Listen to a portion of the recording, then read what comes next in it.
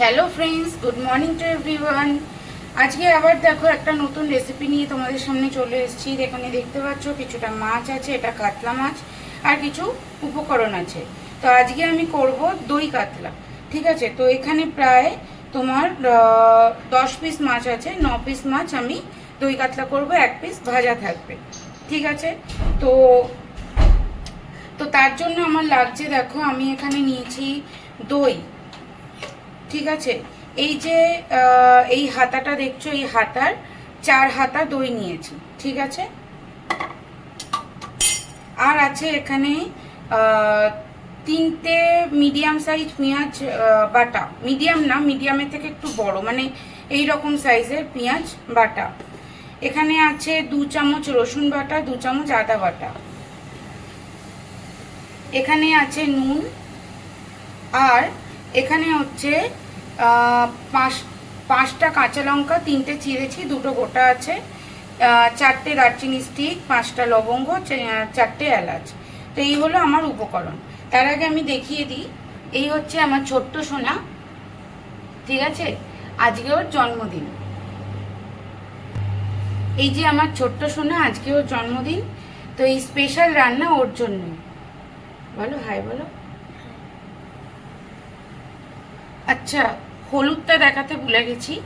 হলুদ লাগবে। সবার আগে আমি নুন আর হলুদ দিয়ে মাছটাকে মাখিয়ে রাখবো কিছু সময়ের জন্য, এই 5-10 মিনিট। এতে জিরে ধনে গুঁড়ো প্রবাবলি লাগে না। ঠিক আছে, আর তোমরা চাইলে এখানে পোস্ত, কাজু বাদাম বাটা, চারমগজ বাটা, এগুলো সবই দিতে পারো, তাতে অসুবিধে নেই, কিন্তু তাতে জিনিসটা অনেকটা রিচ হয়ে যাবে। আমি হালকা মশলায় করার চেষ্টা করছি, তার কারণ হলো তোমরা দেখলে আমার ছেলের আজকে জন্মদিন, তো ও খাবে মেনলি। ঠিক আছে, আর আমি চিনিও নিয়েছি, চিনিও এখানে লাগবে অল্প। তো তার জন্যই আমার আজকের রেসিপিটা হালকাভাবে করা। তো প্রথমে আমি নুন হলুদ দিয়ে মাছগুলোকে ভালোভাবে মাখিয়ে রাখবো।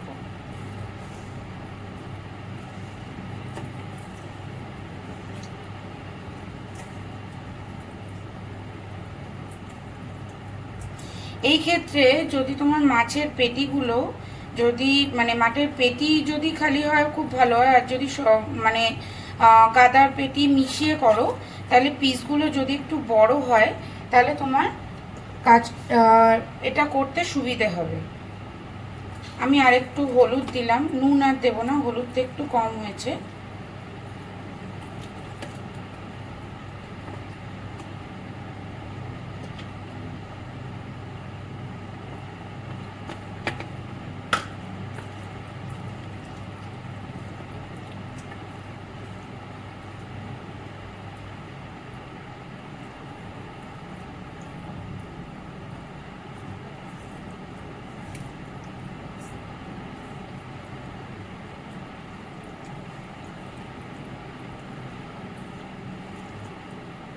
দেখো মাছগুলো মোটামুটি নুন হলুদ মাখানো সব হয়ে গেছে। আমি 10 মিনিট এটাকে এভাবে রাখবো।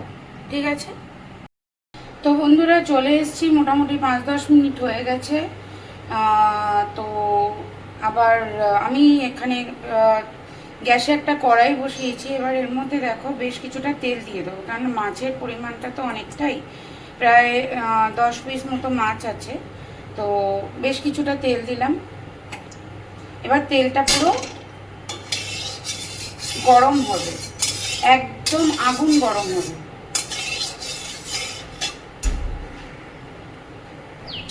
তো দেখো তেলটা গরম হয়ে গেছে, ধোঁয়া উঠছে। ঠিক আছে, খুব ভালো করে তেলটা গরম হয়ে গেছে, মানে একদম আগুন গরম হয়ে গেছে। না হলে না তোমার যখন মাছ ভাজবে, মাছটা ভেঙে যাবে, লেগে গেলে ভেঙে যাবে। তারপরেও আমি একটু নুন দিয়ে নেবো, এই 1 চামচ মতো নুন তেলে দিয়ে নেবো, যাতে মাছ ভাজার সময় মাছটা লেগে না যায় কড়াইয়ের মধ্যে। নুনটাকে ভালো করে তেলের মধ্যে মিশিয়ে নেবো।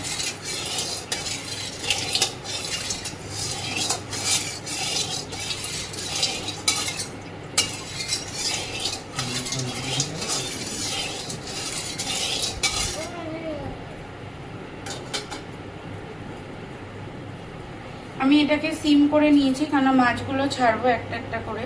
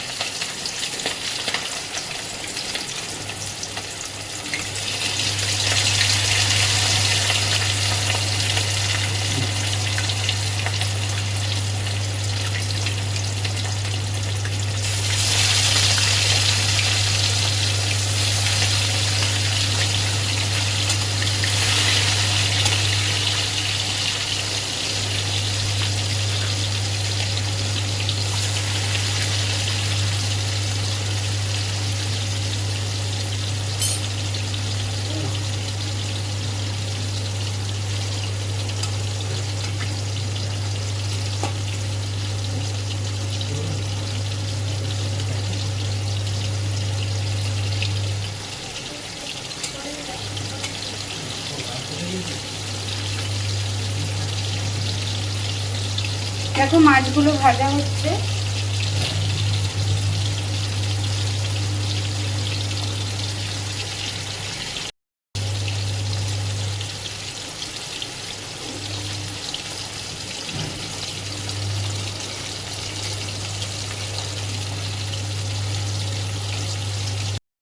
দেখো মাছগুলোকে কিন্তু খুব বেশি ভাজবো না, হ্যাঁ, মাছগুলোকে শ্যালো ফ্রাই করব, হালকা হালকা লাল লাল হবে।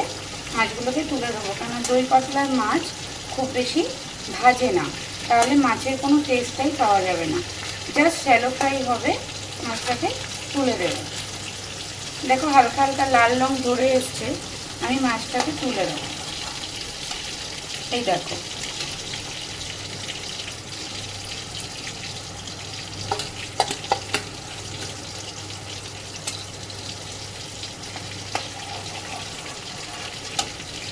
এই দেখো,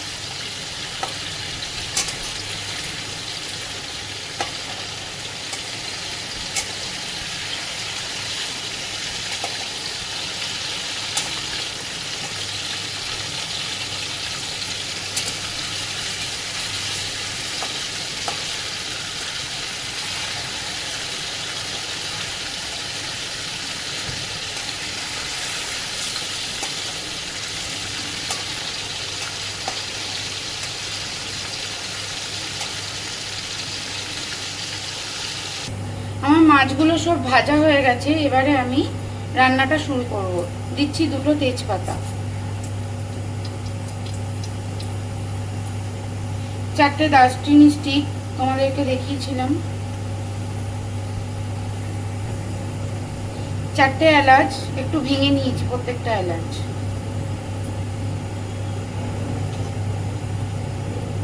আর 5-6টা মতো লবঙ্গ।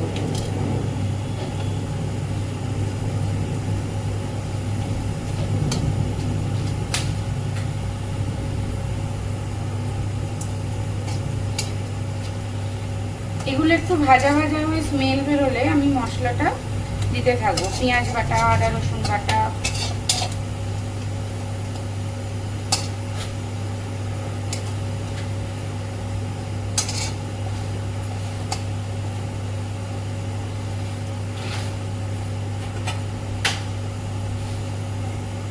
দেখো এখানে 1 চামচ 2 চামচ মতো তেল আমি দিয়েছি, কারণ মাছের সংখ্যা অনেকটা, তাই।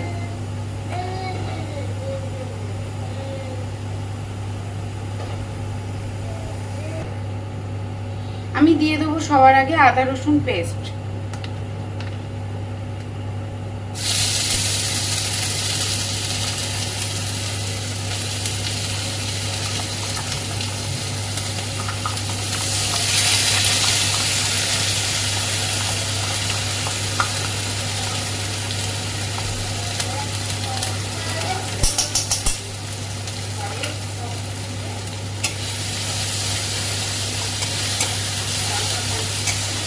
তেলের মধ্যে আগে আদা রসুন পেস্ট দিয়ে যদি ভালো করে নাড়িয়ে নাও, তাহলে রসুনের গন্ধটা চলে যায়। দেখো আমি এখানে আদা রসুনটা ভালো করে এখানে ভেজে নিয়েছি, আদা রসুনের কাঁচা গন্ধটাও চলে গেছে। এরপর এখানে দিয়ে দেবো পেঁয়াজ বাটা।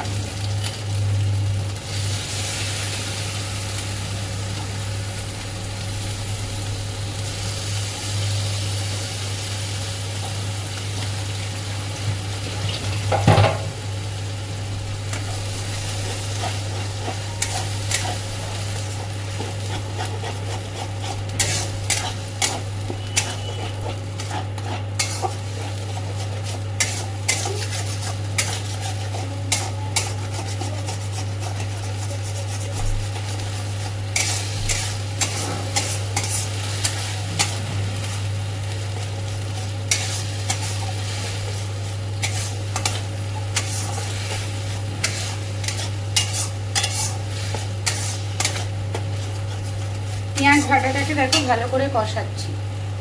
দেখো আদা আমি আগে রসুন আদা পেস্টটা দিয়ে কষিয়েছিলাম, তারপরে পেঁয়াজ বাটাটা দিয়ে মোটামুটি এটা কষানো হয়ে গেছে।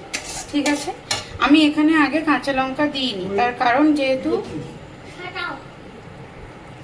তার কারণ আমি প্রথমেই বলেছি ছেলে খাবে, ও ঝাল খায় না। আমি এখন দেবো কাঁচা লঙ্কাটা, কারণ আমি যদি আগে দিতাম তাহলে এটা এর মধ্যে মিশে গিয়ে ঝালের পরিমাণটা অনেক বেশি হয়ে যেত। আমি 2টো কাঁচা লঙ্কা চিড়ে এর মধ্যে দিয়ে দিলাম।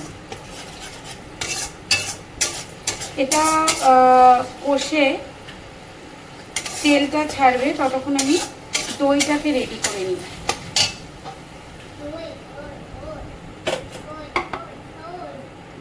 দেখো এখানে আমি 4 হাতা মতো দই নিয়েছিলাম, তার মধ্যে আমি এই চামচের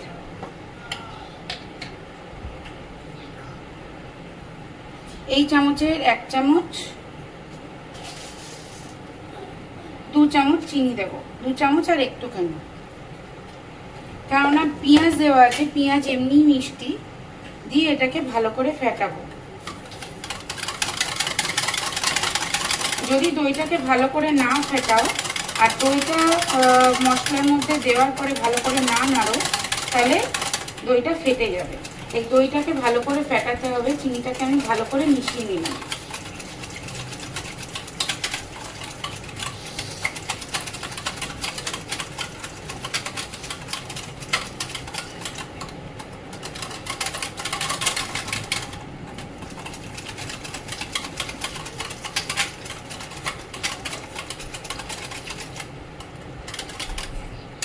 দেখো দইটাকে ভালো করে ফেটিয়ে দিয়েছি।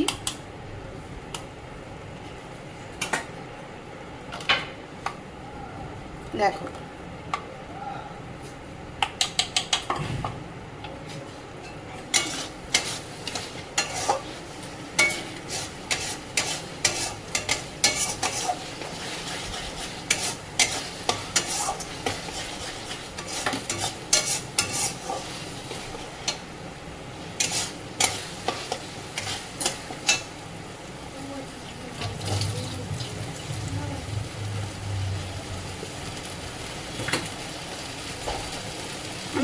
দিয়ে দেবো অল্প একটু নুন, যেহেতু মাছে নুন মাখানো ছিল, আর এর থেকে বেশি নুন দেবো না।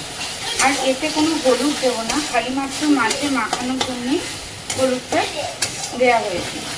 দই কাতলাতে কোনো রকম হলুদ পড়ে না।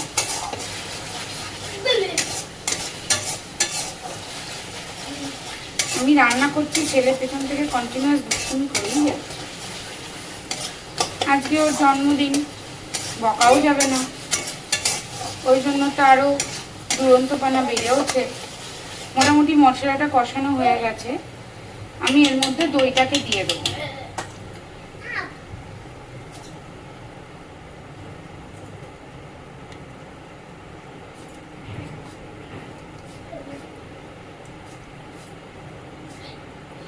চিনির সাথে যদি দইটা মিশিয়ে দাও তাহলে দইয়ের টেস্টটাও এনহ্যান্স করে আর রান্নার টেস্টটাও অনেকটা এনহ্যান্স করে।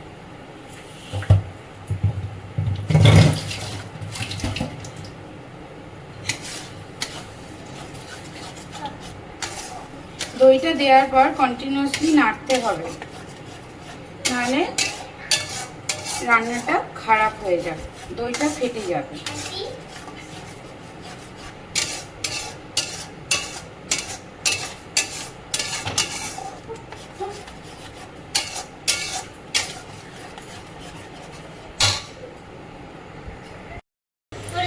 দেখো দইটা দিয়ে কন্টিনিউ নাড়তে হবে।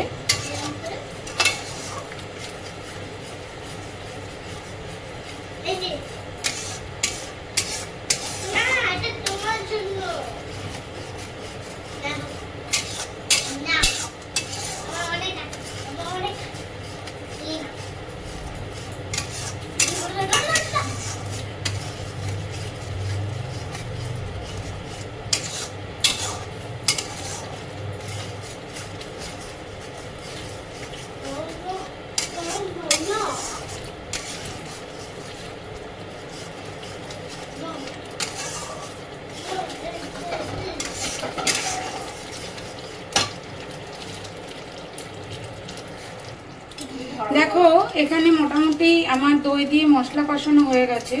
আমি এর মধ্যে একদম ফুটন্ত জল দিয়ে দিলাম।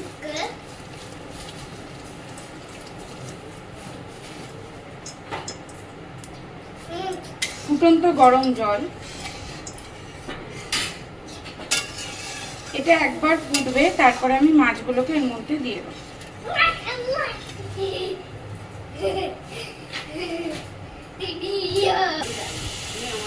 দেখো এটা খুব একদম ফুটে গেছে জোরে।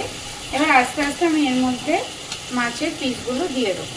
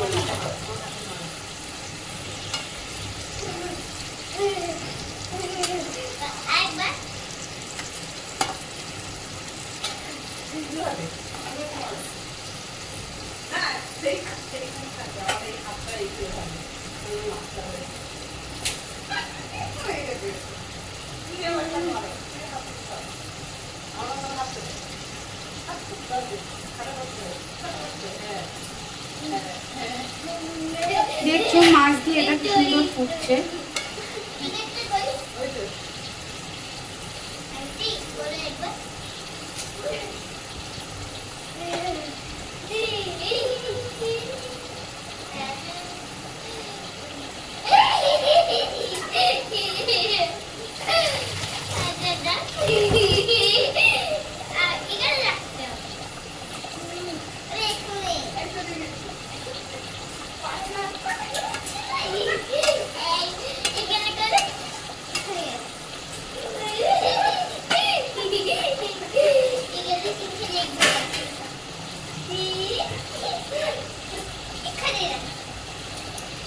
মতো ফুটে গেছে, আমি এবার এটাকে একটু চাপা দিয়ে রাখবো।